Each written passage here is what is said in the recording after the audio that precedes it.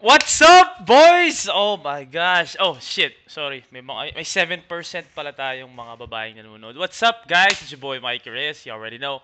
Back on my channel. You know what day it is, boys and girls? It's draft day. Draft day. Draft day, baby. Draft day. Alright, and first and foremost, I'd like to thank everyone who keeps supporting, viewing the channel. I appreciate all of you. Alam nyo naman yan. And to those who haven't subscribed, it's draft day, guys. Hit that subscribe button. Hit that notification bell. You already know. More basketball content coming your way.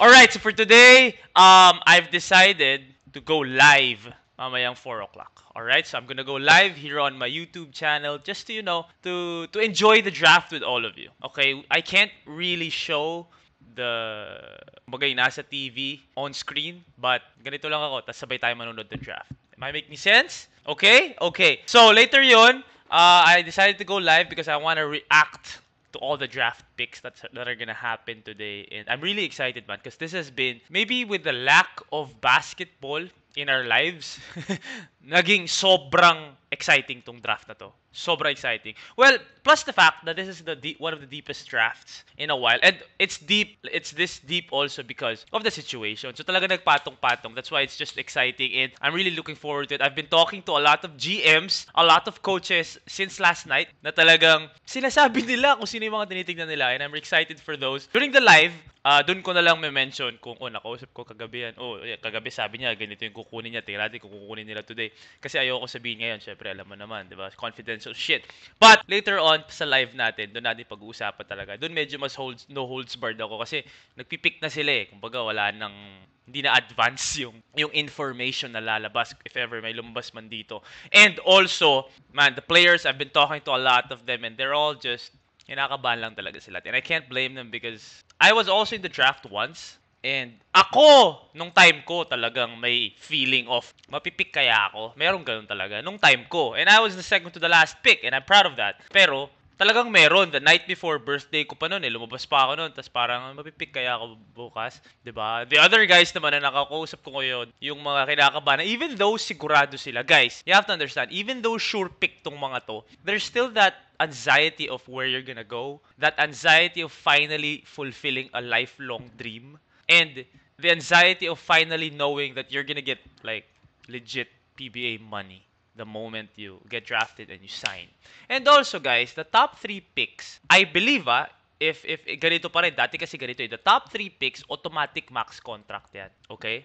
Yun ang alam ko yun ang alam ko. So, medyo may ano din, sino yung top 3. Pero I'm not saying hindi pwede mag-max yung 4 to 12. Pwede pa rin naman mag-max yun. Pero I think automatic ata yung 1 to 3. So I think that's big for, of course, young guys, di ba? And yun nga, it's just exciting. Ang daming players ko nakausap, kinakabahan. Ang daming coaches, GMs ko nakausap na nagtatanong nga actually sa akin kung sino yung kukunin ko yan. Pero hindi ako nagsasalita. Alam nyo naman yan.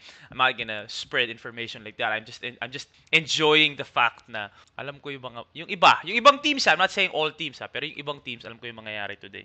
Pag-uusapan natin yan mamaya sa live. Alright, so for this video, okay, obviously, it's our mock draft. Mock draft time, baby. Final mock draft time as we look ahead to today's or this afternoon's 2021 PBA draft. Alright, I'm gonna make this quick explanations lang kung bakit yun ang kukunin ko. And this is final na to kasi as of right now, alas 10, so advance ng 20 minutes yan. So 10 to 10. Alright, wala naman ng trades hopefully na mangyayari in the next 6 hours. Pero if meron man, ulitin na naman natin to. Pero yun na nga. Here we go, man. Mock draft. Final mock draft before today.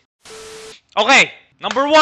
I'm going Joshua Munzon. Alam natin yan because I know that this kind of guy he's one of the more PBA ready guys in this draft. And I believe that Terra Firma needs a superstar who can play both ends. They need a CJ Perez type of player na they really didn't, kasi parang talagang gusto ng Terra Firma makakuha ng CJ Perez. Kasi alam ko naman na malabo na makakuha sila ng CJ Perez na, by the way, pinakawalan lang pala nila the other week yung CJ Perez. Pero, di ba, they need a CJ Perez type of guy. Okay? Who has a mentality of a superstar, who can lead by example both offense and defense. And I just feel like Joshua Munzon is your guy. Di ba? I'm not saying Mikey Williams isn't the same. I'm not saying Jamie Malonzo isn't the same, but Joshua Munzon, I just feel like has upside kasi ang tangkad niya eh. And his defense, one of the best defenders in this draft. Okay, so I'm going Joshua Monzon at number one. I don't think meron naman. Siguro 80-90% of y'all will agree with me that Joshua Monzon is the number one pick in this draft. Kasi nga the length, the athleticism, the shooting, the skill set. So, hands up na tayo doon, Joshua Monzon. Alright, number two. Okay, I've said this before. Northport doesn't need a point guard. They have Robert Bolick, so you're not gonna get Mikey Williams. Okay? Northport needs a guy who can score at the wing position. Kasi nga, Paulo Taha is a solid scorer. I'm not saying he's not, but, you know, medyo ano siya, two-way player si Paulo Taha. You talk about Kevin Ferrer, obviously, is a two-way player also, pero more of ano, 3 points si Kevin Ferrer. Garvolanete, 3 points as well. Okay, so you need a guy who can slash, who can score, and then just like focus on that. You need a weapon, an offensive weapon in terms of scoring para sa Northport. This is all my opinion. This is my opinion, okay? So, I'm gonna go with Jamie Malonzo. Plus the fact that bata nila to eh. Aminin na natin. Bata ng SMC to. Lasal. Di ba? SMC, Lasal. Okay, so, I'm going Jamie Malonzo and not just because of that naman. I'm just saying na parang they need a guy from the wing position who can really score, slash, create, be aggressive, and, you know, athletic enough also to play both ends. So, I feel like Jamie Malonzo can complement a Robert Bolick, Sean Anthony, and Greg Slaughter. And, yun na nga, you just need someone different from Kevin, Garvo, and Paulo Taha. And I feel like Jamie Malonzo is the guy for the Northport Batang Pier. Alright? Alright.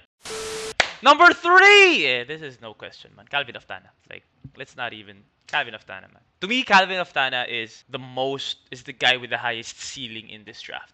I'm telling y'all right now, Calvin Aftana has the highest ceiling in this draft. The height, the athleticism, the skill set, the attitude, the mindset. And also, I said this before. Why do I feel like Calvin is more fit to be with NLEX than with Northport? Northport needs a star. Northport needs an alpha dog in that wing position para makasama si Robert Bolick. Sa NLEX, bro, Calvin is not an alpha dog. I'm just gonna say that straight up right now. And that's not a bad thing. What I'm saying is, pag sa NLEX siya pumunta and you have alpha dogs like Kiefer, Kevin, Jericho, JR Kinyahan, meron ka ng mga alpha. So you need a guy who can just slip right in and do his job and produce at a high level. Pero, chill lang. Kumbaga, seamless lang yung pasok ni Calvin Aftana. He loves coming off the bench. He loves not having the basketball all possessions, 'di ba? Kumbaga, sina Kiefer pa din naman yung didiskarte, 'di ba? Kung lalaro siya, 'di ba? Sina Kevin pa rin naman yung didiskarte, sina Jericho Cruz. Calvin Aftana will just chill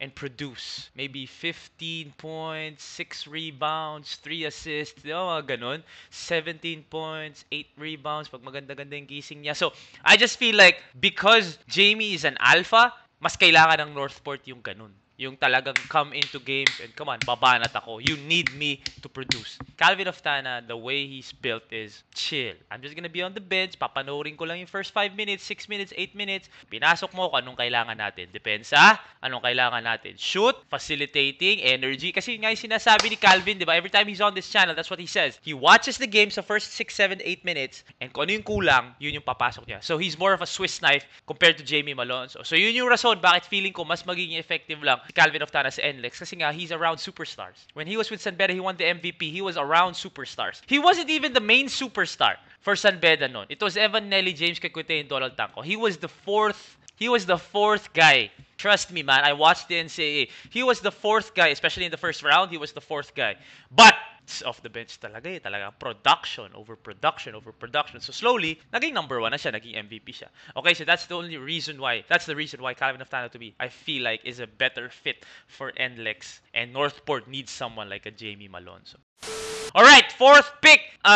Mikey Williams, obviously. Diba? They need a point guard. Jason Castro-ish. Chot Reyes. Alright, no questions asked. Mikey Williams. Alright, at number 5. This is the biggest question. Rain or shine needs a point guard. But all the point guards left in the draft right now, pag pinulot mo yun at this stage in the draft, medyo reaching ka na. Kasi ang dami pang magagaling. Ang dami pang magagaling sa na big man. Yeah, I'll be honest with you. Kung kumuha ka na Aljon Melesio at this point, Jun Manzo, or Andre Karakot, medyo reach ka nun. Kasi may mga Muyang, Santillan, Adamos, may mga ganun pa, Reich. So, with this rain or shine pick, okay, explain ko sa inyo. With this rain or shine pick, I need a point guard. Wala pang point guard na medyo, diba, kumbaga best available talent ka, big talaga eh. Alright, listen to this. This is just me, This is GM Mikey speaking. I'm gonna get Leonard Santillan. I'm gonna use Kuya Bo, who is a legend with Rain or Shine. I'm gonna use him to trade for a point guard. Maybe this is a little biased on my part kasi talaga I really want to see a reunion eh, di ba? I'm gonna get Leonard Santillan to be my 4. Kasi I have a Bradwin Ginto pa eh. I have a Norbert Torres pa. So okay pa ako sa bigs eh. Di ba? So I'm gonna get Kuya Bo Belga, ship him over to NLEX, replace Smith, Roy Sumang, and maybe one more. One more kasi Kuya Bo yun eh. Medyo malaki. Pwedeng 2 guys ang kukunin mo dun.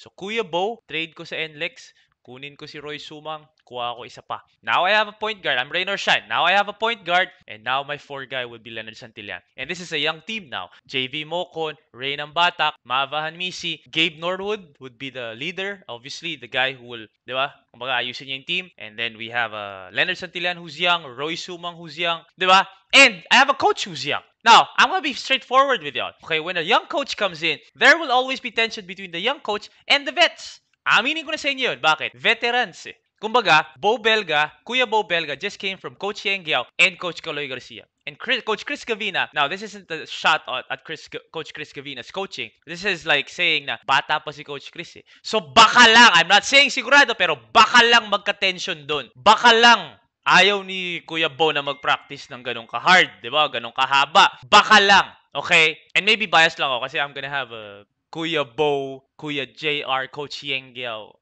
reunion. Diba? Pero diba, honestly though, it's a win for NLEX. We get a big guy. We trade away Roy Sumang na, sige na, meron naman ako mga point guards eh. Maayos ko pa to. Pwede ako kumuha ang point guard sa second round. Pamalit lang naman kailangan ko kay Kiefer. Okay? If I was rain or shine, kunin ko si Leonard Santillan, use him for trade away Kuya Bo Belga, let him go back to his daddy Coach Yeng, diba? Get a point guard and get another asset to my team. Now I have a young team. Roy Sumang, Rain Ambatak, JV Mocon, Mavahan Misi, diba? Adrian Wong, diba? Leonard Santillan, Norbert Torres, Bradwin Ginto, and then I have a Gabe Norwood, James Yap, na mga veterano. Come on, GM Mikey, making moves. Pero either way, I'm gonna get Leonard Santillan. Best available talent. Tsaka feeling ko, matututo rin naman si Leonard Santillan kay Kuya Bo eh. So, Leonard Santillan. Alright? Alright.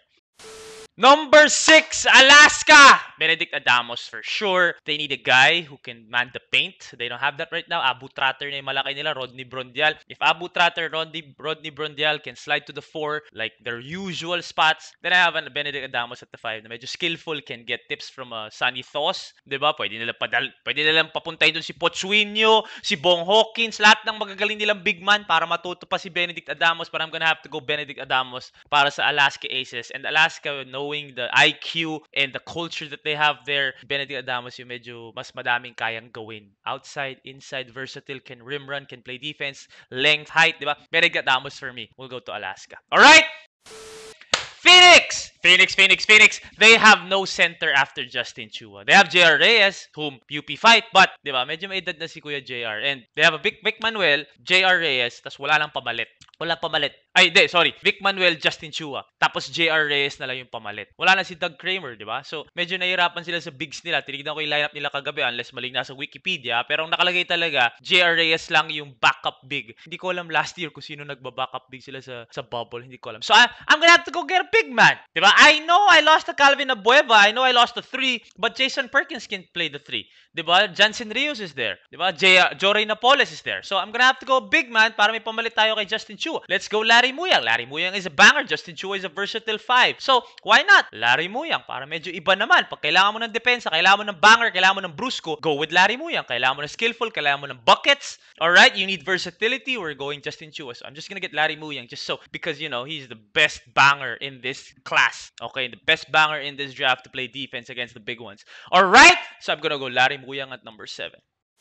Okay, number 8, Terra Firma. Alright, the toughest part about drafting for Terra Firma is they just need to get the best available talent, man. Yun lang naman ang Terra Firma. Just get the best available talent. Don't think about positions yet. Kasi medyo kulang-kulang naman talaga yung team ng Terra Firma. So just get the best available talent. Give yourself a chance to win with the best talent. So who's the best talent right now? I'm going Alvin Pasaol. Alvin Pasaol can give you buckets. You can be the weakest team, but if you put Alvin Pasaol in your team, you will have a chance to win. Ano bang ginawa niya sa UE? Ganun na ganun, diba? And Joshua Monzon plus Alvin Pasaol plus Roosevelt Adams, come on, man. You will have a chance to win. You may not win every night, but at least get me buckets, boys. Come on. Diba? Coach John Cardell will just sit there. Oh, Joshua, Alvin, Roosevelt Adams, McCarthy, Jello Lolino, lahat yun. Guys, tang inagalingan nyo.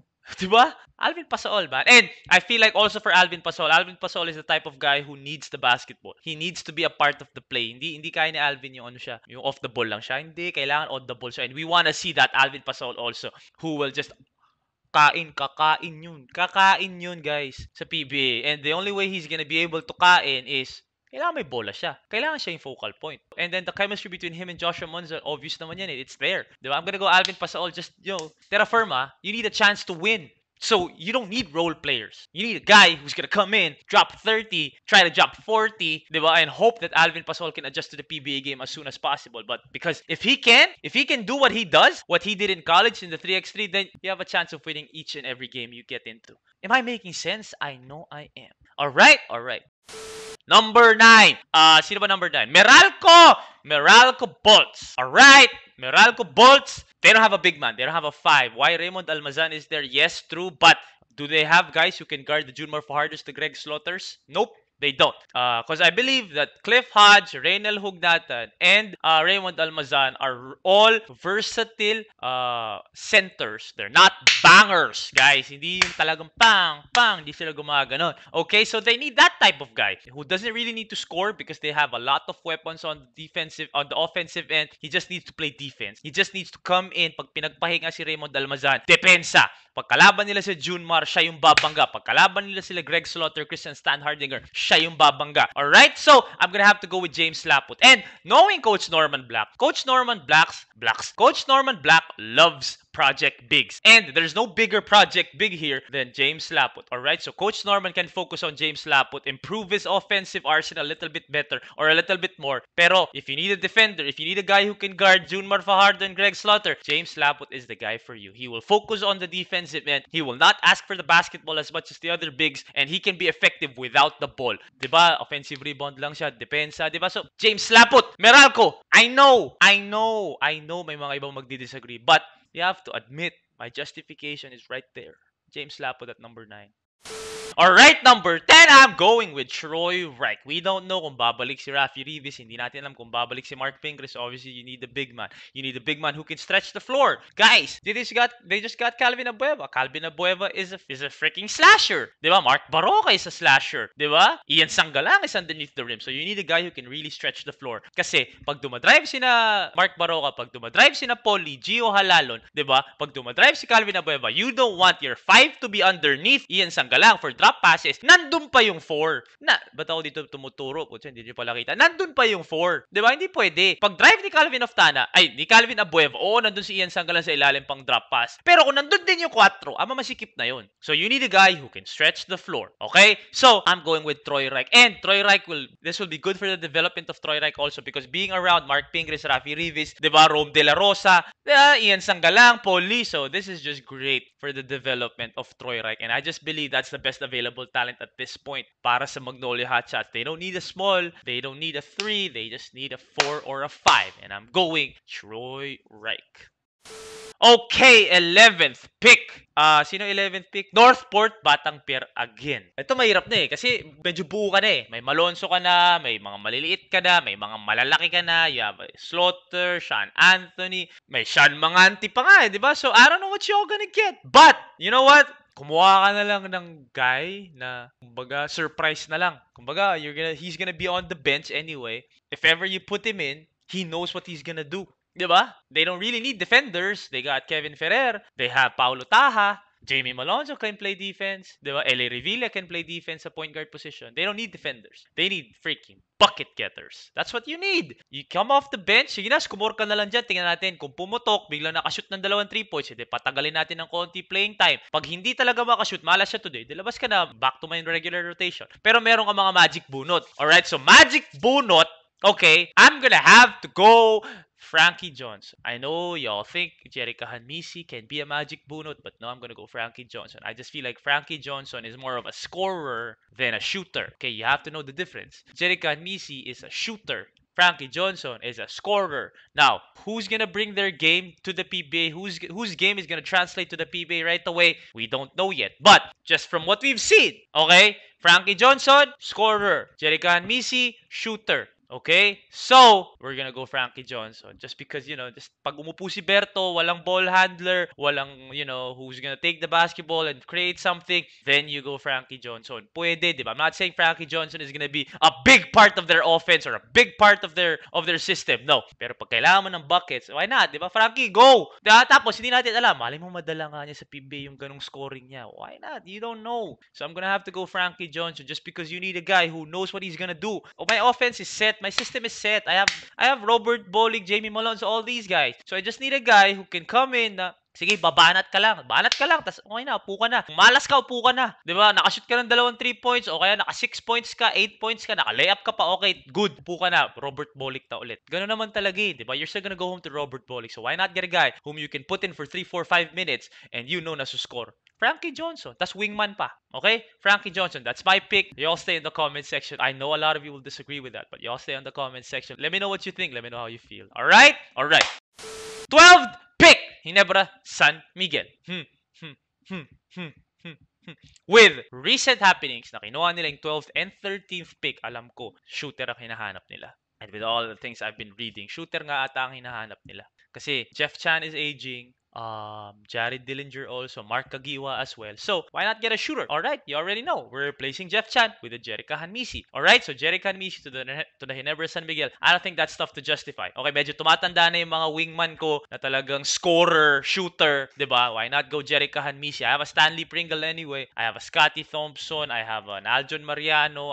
Diba? I have all the weapons. Diba? Barangay Ginebra can freaking pass on this draft and still win a chip. Okay? So, why not just replace one of the guys na baka nga ilang taon na lang lalaro? I'm not saying ilang taon na lang lalaro yung mga wingman na yan. Pero, like, nandun na sila. Sa Father Time is undefeated, man. It's gonna happen. As much as I hate to say na tumatanda na sina Idol Jeff, Idol Mark, Idol Jared, di ba? It's undefeated. So, we don't know till when they're gonna be playing. So, why not get someone who can replace, di ba, those guys when the time comes? And also, they just got rid of Jerick Balanza, who was their young wingman. So, if they got rid of their young wingman, diba? They got rid of Tate Chodoro, they got rid of Jet Manuel, they got rid of Jerick Balanza. So why not get another one? Not to just get rid of, pero like, diba? Siya naman ang magiging future siguro pag sakaling nag-retire na yung mga kuya, diba? Jerick Hanmisi also great attitude, knows how to play his role, loves being a role player actually. More than a guy who talagang, sige, tumira ka ng tumira dyan. No. We saw Jerick Hanmisi's quick eye, so we saw how chill he is, diba? So I just feel like with Barangay Ginebra, he can be that chill,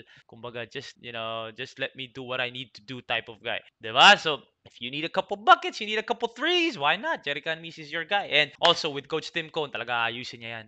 Sigurado. Alright? So, Jerick Hanmisi para sa Ginebra.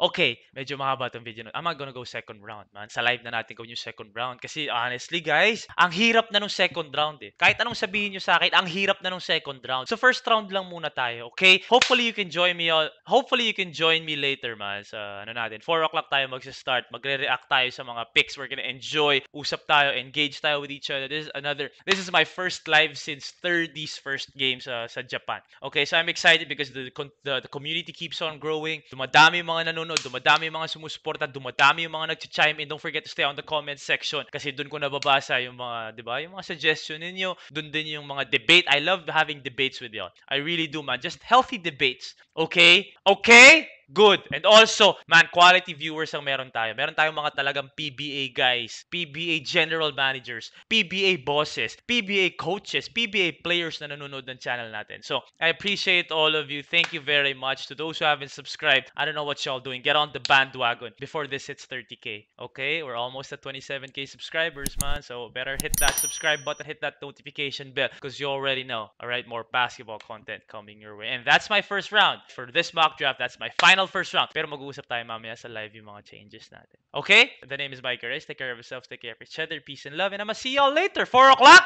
Draft day? Let's get it. Let's get it.